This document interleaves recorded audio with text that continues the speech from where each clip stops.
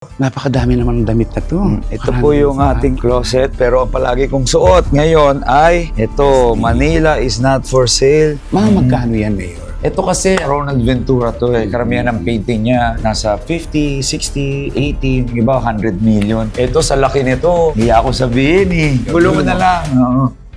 100? Ay! Mayor, nung maglakad ka sa Maynila, ano ang realization po ninyo sa buhay ng isang mahirap? Imagine mo, nasa city ka na. Wala ka pa ring CR, wala ka pa ring tubig, wala kang kuryente. Anong klaseng pamumuhay yan? Nasaan yung gobyerno natin? Bakit pumasok sa isipan ninyo na tulungan ang Manileño samantalang nariyan kayo bilang congressman? Marami na rin kayong natutulungan. Bakit po napili ninyo ang Maynila? Kasi napag-iwanan na yung Maynila eh. Doon ko nga lang nalaman yung sitwasyon ng Maynila kasi akala ko naman talagang pinamumunuan ng maayos. Yan yung mga problemang kinakaharap ng Maynila ngayon. Lalo na binenta yung mga ari-arian natin. Binenta yung Divisoria, Rizal Plaza, City College of Manila, iba't ibang properties. Tapos sasabihin, lahat daw ng perang utang at binenta, binigay daw na ayuda. Sa buong Pilipinas, sa buong Metro Manila, tanging Maynila lang ang nangutang at nagbenta ng ari-arian dahil daw binigay sa chicha. Yung bigas daw na pinamimigay, may bukbuk, may itim, kahit ilang hugas na, ganun pa rin daw yung kulay. Ayaw na nilang kainin. Kahit daw nga aso nila, ayaw kainin. Nakakainis na ginamit pa yung pandemya. May mga kababayan tayo na ginagawang issue yung pamimigay mo ng bigas at ng dilatang spam. Sinasabi ng iba na para daw ipinamumukha mo sa mga maliliit na tao na parang ngayon lang sila nakatikim ng ganon. Hindi ko na alam kung saan ako lulugar. Tapatan, derechahan. Marami ang nagsasabi na, nagawa na yan ni Isko Moreno. Yung mga plano mong yan. Tanong ko, Mayor, ano pa ba ang kayang gawin para sa Maynila na sa tingin ninyo hindi pa nagagawa ng isang Isko Moreno? Pagiging transparent and accountable ng lahat ng proyekto. 25 billion ho ang budget ng Maynila. Sa laki ho ng budget ng Maynila, pinakamahirap gawin ay yung hindi ka mangurakot at ipakita kung magkano talaga ang ginastos sa mga bawat proyektong yan. Yan ang nangyayari sa Maynila. Ba't nila ginagawa yan? Dahil sa kickback. Anong klaseng pamumuno yun? Kung magpapatuloy na ganyan na mamumuno, magiging bangkarote talaga ho yung lungsod ng Maynila. Alam nyo, inspired ako kay Mayor Vico Soto na makapagpagawa siya ng ibang mga struktura at mga proyekto sa Pasig. Tapos pinakita niya yung natitipid nila. Sa isang taon, nakakatipid sila ng ilang bilyon o 1 bilyon. Buti sila umaasenso. Sa Manila, parang sakit eh. Habang tumatagal, lalong lumalala, lalong naghihirap yung mga pamumuhay ng mga tao. Kaya nga sabi ko sa mga kababayan ko sa Maynila, paisa lang eh. Ipapakita ko sa kanila na posible yung pagbabago. Kung kaya mong mabuhay sa tundo, kaya mo ring mabuhay saan man sa mundo. Morley Alinio. Ito ang Tundo.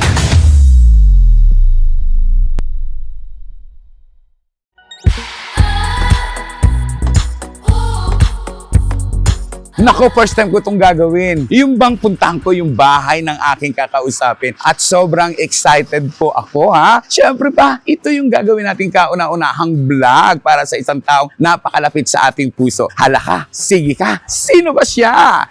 Puntahan natin. Hi! Hey, kamusta? Kamusta kayo? Ayan, ang kachika ko, si Sam Versosa! Kamusta po? Welcome. Pasok po kayo. Pasok po. Ayan, ang bongga naman ng bahay dito. na ito. Isa lang po ito sa mga naipundar natin. Siyempre, alam niyo naman yung kwento ng buhay ko. Galing kaming Sampaloc. Doon ako lumaki for than 20 years. Tapos nung medyo naka-asenso na tayo, nakabili tayo ng iba't ibang properties sa iba't ibang lugar. Sa Pilipinas, pati sa ibang bansa na rin. Isa lang ito sa mga marami mong bahay? Parang gano'n na po. Investment din kasi siya. Alam niyo po, pag naging businessman ka, entrepreneur, you realize the value of real estate, property. So, bukod sa iniisip niyong bahay siya, pero more on investment at pwede na rin negosyo, sabihin natin, dahil marami tayong mga napagawa, may mga bilhin tayong mga lote. Kaya tuloy-tuloy pa rin tayong magtrabaho para marami tayong matulungan at marami tayong pantulong. Ayan, lilibutin natin tong bahay ni Sam Versosa. Pero hindi lang ito, may ilalambing pa tayo sa kanyang isa. Ayun, tulungan mo nga sige. ako. Ano ba ang Hindi, menu nito? pabubuksan ko lang yung kortina natin. Alexa, open curtains at 50. Okay. Ay, So dito lang tayo magkwentuhan. nakakamangha naman. Dito. Sinabi mo Tayo. lang na, anong tawag doon? Alexa voice command lang. Ayun.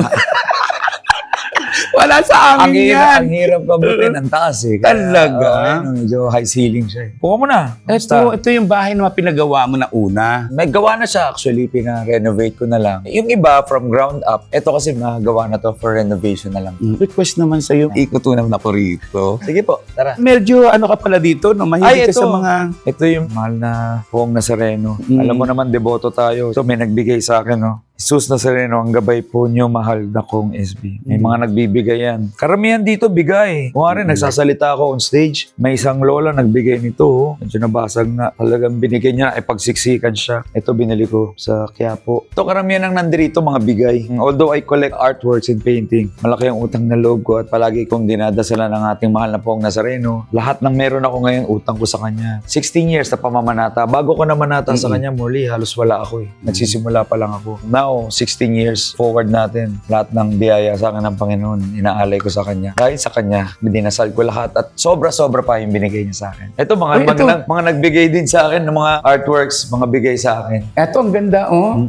Ano ito? Ito, mga binili naman to sa ibang bansa. Binili ko to sa France. Nung pumunta ako sa Monaco before, nanood kami ng Monaco Grand Prix. Minsan, ginagamit namin meeting. Ito, kakatapos lang ng mga meeting namin. Medyo magulo. Hindi ko napagandaan, pero ito, at least makikita nyo kung paano talaga siya na normal, na hindi nalinis. May mga kumain pa before. Ang dali ko po kasing nahilingan. Sabi ko, dalaw naman ako. Kailan? Ngayon na. Dumalaw lang. Sabi ko, nagmi-meeting pa kami. Kaya ayan. Ito, pala yung labas natin. May mga kaibigan tayo rito. May mga ka-meeting. Ay, may basketball lang ka dito. Dito, siyempre, first love natin. Shoot mo nga. Tuwing may campaign, pinapatira ako eh. Sabi ko, buti na lang, sanay tayo sa court. Ayun o. Naglalaro si Morley. Ay, ito pala, dito yung gym ko naman. Kailangan ko mag-gym everyday, so... Eto, lagi kayo naglalaro dito. Ito, bilyaran, pag may mga bisita, dito lang sila naglalaro. So far, una na naglalaro. Mulan kasi, so pag minsan muulan yung mga kutsyon doon, dinadala rito. Kaya na on the spot natin. Actually, marami nag-i-interview sa akin. Nagre-request ng interview ako sa bahay. Hindi ko naman napagbibigyan. Ikaw unang nakapunta rito. Ito yung mga iba kong awards. Ito, Philanthropist of the Year. Oh. Award sa akin. Last year lang, 2024. Ito yung pang-apat yata na Philanthropist of the Year award na natanggap ko. So, I'm so grateful na nakikilala, na bibigyan parangal yung Ang mga... ganda ng ano. Ay, ito, bigay din sa akin to, Mama Mary. Marian kasi ako eh. Actually, lumaki ako sa Santo Domingo Church. Lumaki po ako sa mga magulang ko na may takot sa Diyos. Yan kami pinalaki. Nagsisimba kami talaga. Every week, every Sunday, kasama yung tatay ko hanggang nung nawala na po siya. Sa Sampaloc noon, nung lumalaki ako, talagang bawal na magbintis sa amin magsimba. Ito po ang ilan sa mga award ko. Outstanding Award for Outstanding Public Service Program. Dear SB, ito as host ha. Kaya masayang-masaya ako dahil na-awardan din ako as host. Hindi ko man lang na-imagine sa buhay ko na magiging host ako sa TV. Kasi kung kailan ako tumanda, doon ako nabigyan ng programa. Kaya maraming salamat po sa lahat na nagtiwala ko. Yan. Karoon tayo ng award. Hindi lang to, marami pa. Ito may nagbigay sa akin kasi minsan tinawag akong Superman eh. Masyado daw ako maraming tinutulungan sa Sampaloc. Binigyan nila ako dahil tinawag ako nung kalaban natin na ako daw ay si Superman. Ayan, binigyan nila ako na Superman. Nagpapasalamat ka ba tinawag kang Superman? Actually, masaya naman ako na tinawag mo akong Superman. Tinawag nila akong Superman ng mga kalaban natin kasi hindi naman negative yun. Para sa akin eh, superhero nga yun. Yes, so... At nagagawa mo halos lahat. Kaya ka tinawag na Superman. Halos ganun po yung story ng buhay ko eh. Nag-umpisa ako sa wala. Ngayon, I'm a congressman. I'm a businessman. I'm a philanthropist. I'm a host on TV. Tapos, I'm a father pa. Tapos, ang dami ko pang ibang ginagawa. Ngayon, tumatakbo ko mayor. Talagang sa dami ho ng ginagawa ko, talagang maraming tumatawag na Superman. At Superman ka naman talaga. Hero ka naman talaga Sa ng ibang mga tao. mahihirap. Actually, ng pinaka tinatanong ako ng greatest ko daw, achievement ko. Sa tingin ko, pinaka-achievement ko yung mga taong nabago ko po ang buhay. Hindi ka ba nahihirapan dahil may mga taong pilit na binabagsak ka sa kabila ng katotohanan, inaangat mo naman yung maraming kababayan? Minsan nakakalungkot kasi kahit gumagawa ka na mabuti, ginagawa ka pa ng mga ganyang storya, mga hindi totoo, mga fake news, imbis inaangat mo yung buhay ng mga kababayan natin, ikaw pilit ka binababa. Pinapasa Diyos ko na lang po, sabi ko, baka kailangan lang talaga nilang kumita. Kasi karamihan dyan, binabayaran eh. Alam mo naman, may mga kalaban tayo, binabayaran yung mga trolls, vloggers, para magsabi ng mga hindi maganda. Ang maganda lang sa panahon ngayon, hindi mo na basta maluloko yung mga kababayan natin kasi may social media, media, may Facebook, YouTube, TikTok. Nandyan yung ginagawa natin. May resibo, may record. Baga, simula 2009, 2010, panahon pa ng Undoy, panahon ng Yolanda noong 2013, Taal Volcano Eruption, Mayon Volcano, lahat na yata ng mga sakuna. Sunog, baha, nandyan po ang front row cares ng pandemic, nandyan yung Tutok to Win party list, araw-araw na tumutulong. Kaya nga 2020 pa lang, 2021,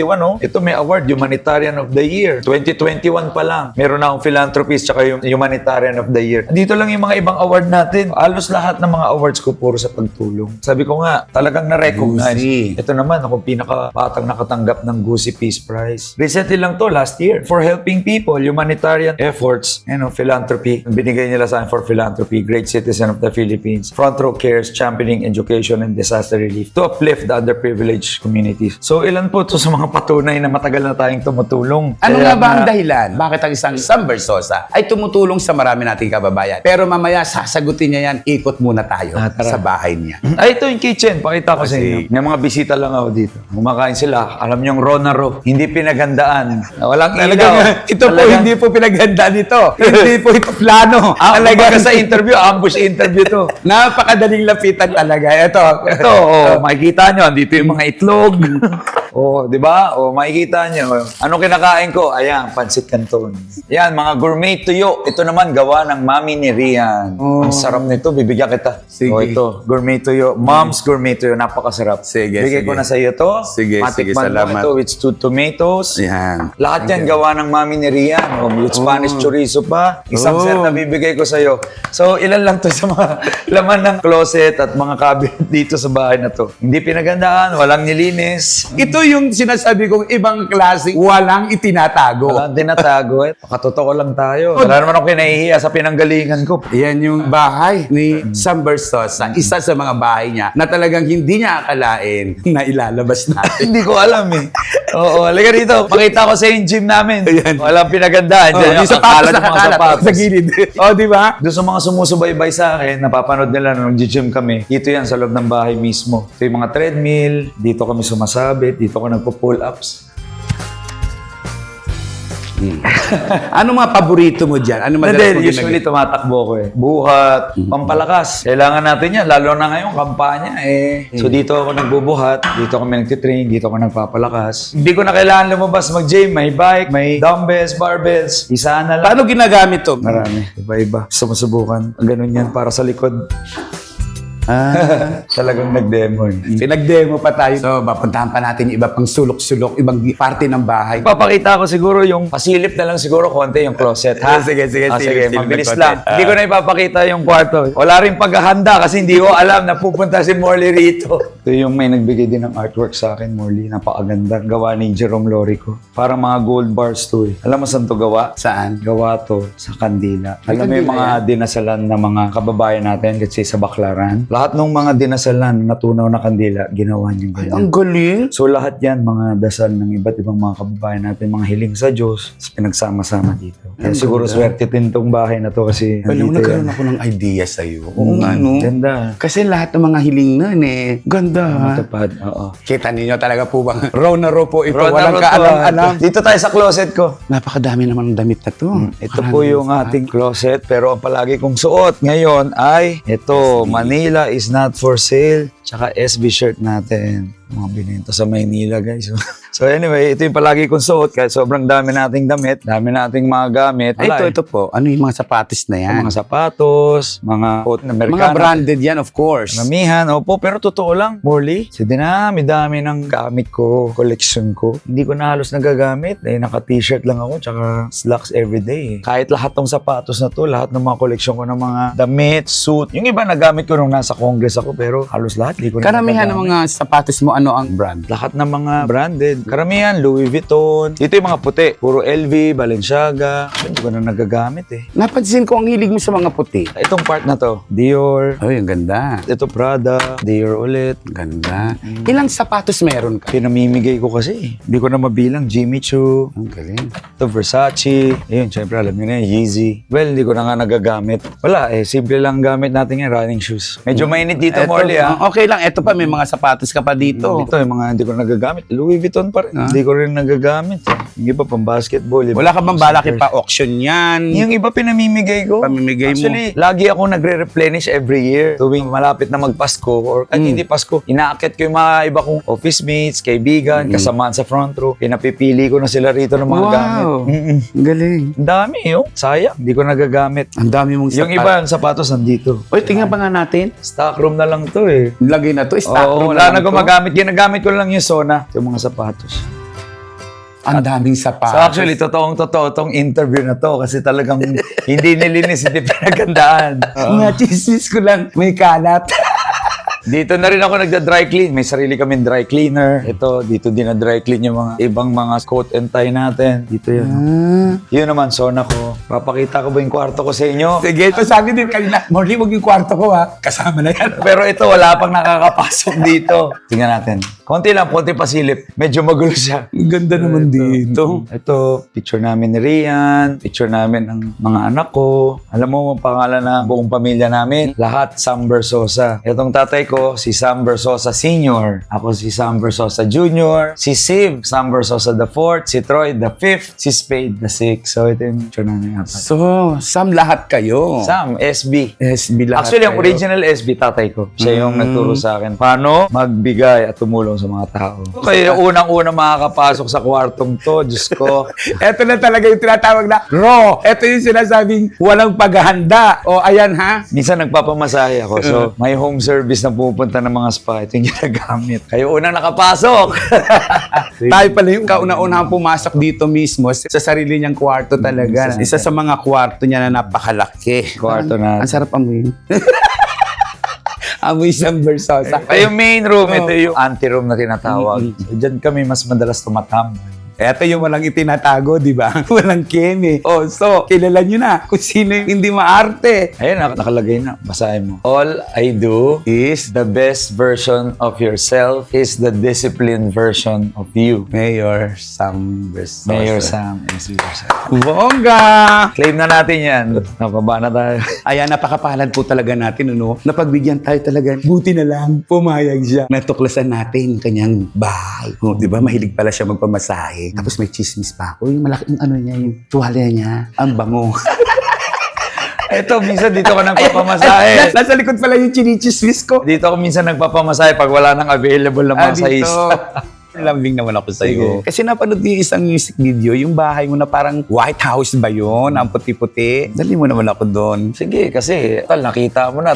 Nandito ka na. Papakita ko na yung bagong gawang bahay na yan. Siya. Sige, tara. Puntahan natin. Ayan, excited ako. Makikita ko for the first time yung bahay na nag-viral. Nag-viral, Napanood ko. Tara, sakay tayo. Anong tawag sa sasakyan na to? Sabi nila, artista ba? Hindi naman tayo artista. Pero ano lang, bumili ako para magamit ko sa kampanya. Kasya yung mga staff natin. Tapos may CR na rin ako sa likod para hindi tayo nakakaya. Lagi ako nakiki-CR dati. Kung saan-saan ako nakiki-CR, barbershop, tindahan. Kasi umikot ako sa Maynila, Nay, pwede ba maki-CR dyan? So sabi ko, kuha tayong sasakyan na may CR. So ito, pinagawa ko po. Pang mayaman. Nagagamit din ni Rian pag umalis. Si Rian may sarili. Actually, kay Rian ko nakuha. Ah. Kasi meron siyang sariling ganito. Sabi ko, naku, parang kailangan ko rin yan. Lalo na sa kampanya sa Maynila. Dahil ang dami kong inikutan, ang dami kong kasama. Yun, nag-enjoy na ako kasi medyo maluwang siya. Yung mga ganito ba, bulletproof ba ito? Ito, bulletproof to. Karamihan ng kotse ko, bulletproof kasi kami rin yung isa sa mga nagde-distribute ng mga bulletproof tsaka mga armored cars dito sa Philippines. At para safe din naman, di ba? Mas mahirap yung ginagawa mo ngayon dahil tumatakbo kang mayor. Tsaka para yung nanay ko hindi nag-aalala. Mama ko kasi medyo nag-aalala palagi. May mga death threats ka ba? Minsan may mga threat na rin gago sa Maynila. Kaya nga tayo lumalaban para labanan yung mga sindikato sa Maynila. Yung mga nangungutong sa Maynila, napakadami niyan. May mga extortion, mga vendor, hiningan ng pera, mga nanguhuli sa daan. Daming gago eh. Kaya nga kailangan talagang linisin natin ang Maynila. Kailangan mabago na yung kultura ng pananakot dyan. Pero bago ka tumakbo ngayong mayor ng Maynila, diretsahan, isa ka bang milyonaryo o bilyonaryo? Sakto lang ba? Nag-umpisa sa wala, galing sa probinsya yung mga magulang ko. Mahirap ba ang buhay ng Hindi naman pumapasok sa utak ko yun eh. Kasi hanggang ngayon, ang buhay ko naman, ganun pa rin. Yung kita mo naman, kumakain tayo, mga normal na pagkain. Nagkataon lang, may mga additional kang mga gamit, properties, mga bahay, mga sasakyan. Kaya nga, sobrang pasalamat ako sa Diyos. Kasi dati walang-wala naman yan. Ngayon, imbis isa, dalawa, sobra-sobra yung binigay sa akin na blessing. Kaya hanggang ngayon, nagpapasalamat ako sa ating mahal na Nazareno, sa Panginoon. Talagang binigyan na tayo ng sobra-sobra. Kaya nga lahat ng binigay niya sa akin, sinishare ko sa mga kababayan natin. Napakadami ko na pong tinulong, binigay, mga binagong buhay, binigyan ng mga negosyo, kabuhayan. Napakadami na. Lahat naman ng binigay sa akin, sinishare ko sa mga kababayan natin. Kasi sa totoo lang, ang isang bilyonaryong tulad mo, iisipin ng marami na bakit ginagawa niya ito? Bakit kailangan niyang bumaba sa mga kababayan natin, partikular na sa mga mahihirap na taga Maynila, partikular na sa lugar namin sa Parola, Tondo, Maynila. Maraming sasagutin kung bakit niya ba naisipang pumasok sa politika. Gayong bago siya pumasok sa politika, ay isa na siyang bilyonaryo, isa na siyang mayaman. Sa totoo lang kasi, karamihan yumayaman sa politika. Pero ito, hindi. Mayaman na siya bago pa pumasok sa politika. Aalamin natin maya-maya ng konti dahil bababa na kami. Tara!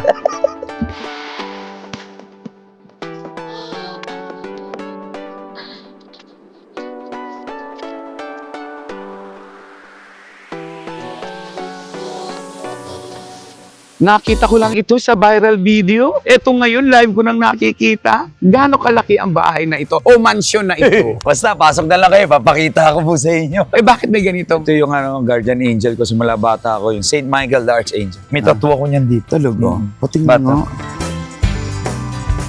May tattoo nga siya. Yan yun. Bata pa lang ako, ito na yung bumabantay sa akin. Lalo na sa mga ganito, yung tinatapakan niya. Magkano kaya yung binili rito? Nga, marami akong gustong itanong dito. Yari to. Tingnan mo, marami ako itatanong dito. Tara, pasok po tayo. Welcome. Pasok po. Ang ganda.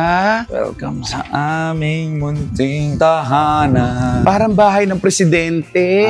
White House. Ang ganda, puting-puti. Bakit puti? Parang mukhang malinis lang.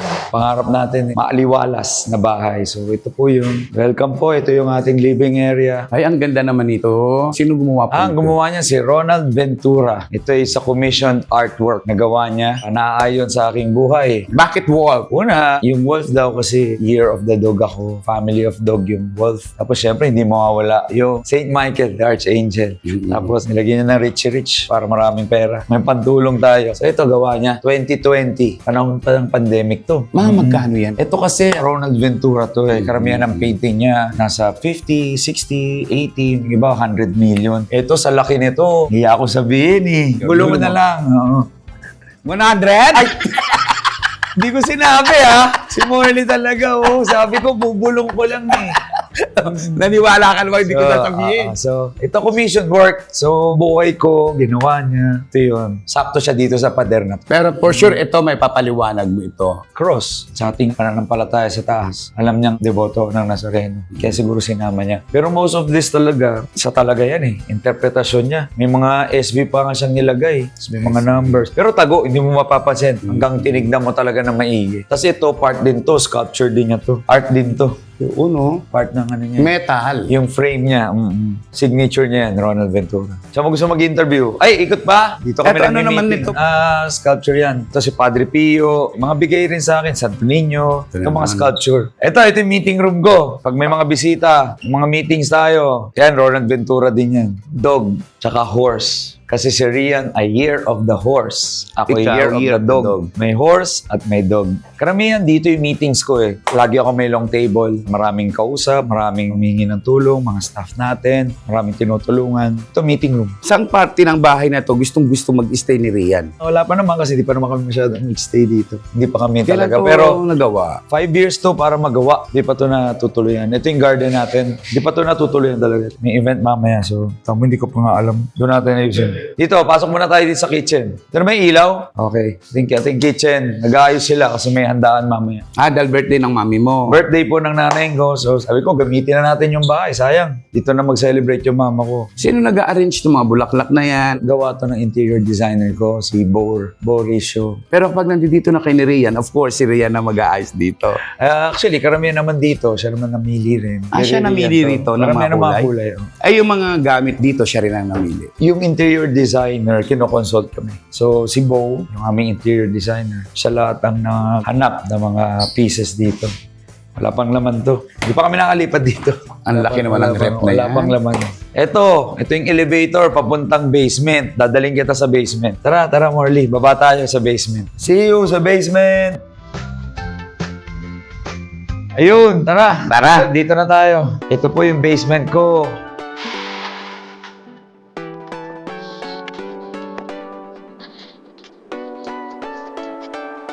Ito siya, Morley. Ay, ang ganda naman ng mga ko. Uy, nakakaloka naman dito. Lahat ito sa'yo. Opo. Ito po yung ibang mga natitirang kotse natin. Kasi alam mo naman, nandun ka nung nagpa-auction ako. 10 luxury vehicles yung pina-auction natin. Lamborghini, Ferrari, Bentley, Rolls-Royce. So ito yung mga natira. Saan napunta yun, yung mga binenta mo? Pinambili natin ng mga laboratory equipments para sa itatayo nating diagnostic center. Kumusta na yung diagnostic? Tinatayo na po. Malapit nang matapos. Pero pinauna ko na yung mga SB Mobile Clinic, SB Mobile Butika, mga trucks. Parang hospital na to na mobile na pupunta sa bawat barangay. Ang tawag namin, SB Mobile Clinic, SB Mobile Butika. Pupunta siya kung saan lugar sa Maynila. Nagbibigay ng libre serbisyo medikal, x-ray, ultrasound, ECG, laboratory, lahat libre. Tapos meron pang butika. Nagbibigay ng mga gamot, libreng maintenance medicine para sa lahat. Abay, gulat naman ako dito. Sa totoo lang, ngayon lang ako nakakita ng ganito kagagandang kotse sa tanang buhay ko, promise. Ngayon lang ako nakakita. Pwede ba nating isa-isahin? Parang laruan lang, oh. Na-feature na to. Ito yung Maserati MC20. Tumataas ang door niyan. Ito yung MC20, ito yung Maserati GT, ito yung Rolls-Royce, Etong Rolls-Royce. Rolls-Royce Ghost. Ito naman Rolls-Royce Coupe Ray. 4 doors to, ito 2-door. So, ito yung tinungtungan ni Flo G sa music video. Sa music video, yung Tinungtungan niya yan. viral Oo. ngayon. Yung nag-viral, yung kanta ni Flo G na Mala SB. Mala Sam Versosa. Ito Ako din. nga, yayakap nga ako dito. Kunan niyo na ako. Ang sarap, pang mayaman. Eto naman po, ano po ito? Ito Ferrari F12. Tapos ito Mercedes, ito R8 Audi. So ito lang. Ilang kotse meron ka? Siguro sa ngayon, dahil nabawasan na, napa-auction ko na yung 10. Tapos nagbigay ako sa PGH ng isang Maserati rin last year. Tapos nagbigay pa ako ng Ferrari ng pandemic, nabawasan. So hindi ko na alam, mga 30 plus na siguro. Tanong ko lang, magkano yung halaga ng ganitong Rolls-Royce? Dati 20 plus eh. Million. Ito ang benta namin kasi kami may-ari ng Maserati. Ang benta namin ng Maserati MC20 nasa 32.5 million. Naguluhan ako, kayo ang may-ari ng Maserati. The dealership here in the Philippines. Talaga? So lahat, Siyempre, gamit mo dapat yung sarili mo. Ah. Kami po may-ari niyan. This is the Maserati MC20. This is Ito po, Maserati. magkano Ito yung Maserati GT. Mga 18 million naman to. uy, tapos, Ito mga 20 plus. Yung 20 plus din. ano yung pinakamahal dito sa lahat? Sa ngayon, sa mga kotse nandito, yung Maserati MC20. 32.5 million. Nalulula po talaga ako. Puro milyon ang pinag-uusapan dito. Kaya ngayon naguguluhan talaga ako. Bakit may mga tao na nagsasabi na kaya daw si Sam Versosa tumatakbong mayor ng Maynila, gustong pagkakitaan ng Maynila. Mamaya Ay, itatanong nako. nga natin sa kanya yan. Marami tayong itatanong sa ating pag-upo. Iuupo natin to at aalamin natin ang maraming katanungan ng mga tiga Maynila. Sino nga ba talaga ang isang Sam Versosa na tumatakbo ngayon sa Maynila? Nung maglakad ka sa Maynila, ano ang realization po ninyo sa buhay ng isang mahirap? Imagine mo, nasa city ka na. Wala ka pa rin CR, wala ka pa rin tubig, wala kang kuryente. Anong klaseng pamumuhay yan? Nasaan yung gobyerno natin? Bakit pumasok sa isipan ninyo na tulungan ang Manileño samantalang nariyan kayo bilang congressman? Marami na rin kayong natutulungan. Bakit po napili ninyo ang Maynila? Kasi napag-iwanan na yung Maynila eh. Doon ko nga lang nalaman yung sitwasyon ng Maynila kasi akala ko naman talagang pinamumunuan ng maayos. Yan yung mga problemang kinakaharap ng Maynila ngayon. Lalo na, binenta yung mga ari-arian natin. Binenta yung Divisoria, Rizal Plaza, City College of Manila, iba't ibang properties. Tapos sasabihin, lahat daw ng perang inutang at binenta, binigay daw na ayuda. Sa buong Pilipinas, sa buong Metro Manila, tanging Maynila lang ang nangutang at nagbenta ng ari-arian dahil daw binigay sa chicha. Yung bigas daw na pinamimigay, may bukbuk, may itim, kahit ilang hugas na, ganun pa rin daw yung kulay. Ayaw na nilang kainin. Kahit daw nga aso nila, ayaw kainin. Nakakainis na ginamit pa yung pandemya. May mga kababayan tayo na ginagawang issue yung pamimigay mo ng bigas at ng dilatang spam. Sinasabi ng iba na para daw ipinamumukha mo sa mga maliliit na tao na parang ngayon lang sila nakatikim ng ganon. Hindi ko na alam kung saan ako lulugar. Tapatan, derechahan. Marami ang nagsasabi na, nagawa na yan ni Isko Moreno. Yung mga plano mong yan. Tanong ko, Mayor, ano pa ba ang kayang gawin para sa Maynila na sa tingin ninyo hindi pa nagagawa ng isang Isko Moreno? Pagiging transparent and accountable ng lahat ng proyekto. 25 billion ho ang budget ng Maynila. Sa laki ho ng budget ng Maynila, pinakamahirap gawin ay yung hindi ka mangurakot at ipakita kung magkano talaga ang ginastos sa mga bawat proyektong yan. Yan ang nangyayari sa Maynila. Ba't nila ginagawa yan? Dahil sa kickback. Anong klaseng pamumuno yun? Kung magpapatuloy na ganyan na mamumuno, magiging bangkarote talaga ho yung lungsod ng Maynila.